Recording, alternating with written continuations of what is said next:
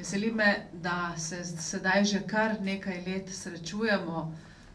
nekje spomladi, vselej vzpodbujeni k razmišljanju o tem, kako mladi gledate na Evropsko unijo.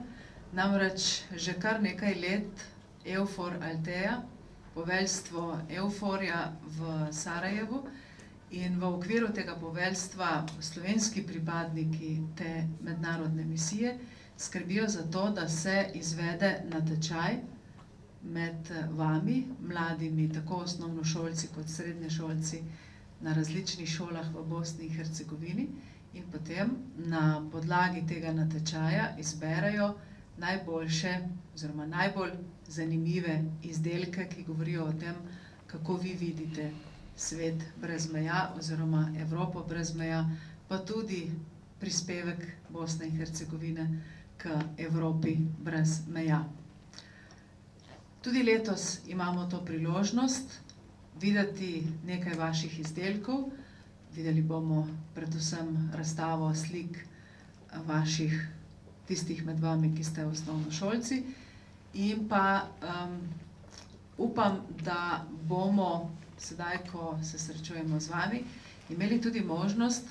reči vam, da si želimo, da bi vaša domovina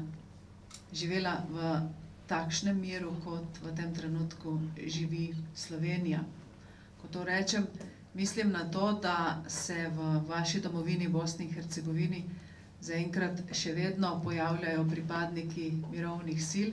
tudi slovenski pripadniki in pripadnice Slovenske vojske so med njimi, in verjamem, da si vsi želimo imeti svojo domovino samo zase, da bi ne bilo treba imeti na svojem ozemlju tujih vojakov in tujih svetovalcev, da bi vsakdo lahko bil popolnoma suveren in kot takšen potem sestavni del svetovne mednarodne skupnosti. Prepričana sem, da bomo vsi skupaj z vsem svojim delom, ki ga investiramo v dobro, stabilne in varne Bosne in Hercegovine, prispevali k temu, da bo v bližnji prihodnosti vaša domovina prav takšna, kot je Slovenija, prav takšna, kot je celotna Evropa. K temu boste zelo veliko pripomogli prav vi, kajti vaša generacija je na vrsti, da se obrne, da pogleda v prihodnost, da sklene mir s svojo preteklostjo in da se v zavesti o tem, da si moramo ljudje tega sveta pomagati in stati ob strani, da v tej zavesti tudi vi prispevate k skupni Evropi, Evropi brez meja, k takšni Evropi, v kateri bo dovolj prostora za vse nas, za vse vas in za vse tiste, zlasti iz Zahodnega Balkana, ki še niso sestavni del Evrope oziroma predvsem Evropske unije, kajti geografsko gledano smo v Evropo postavljeni skupaj in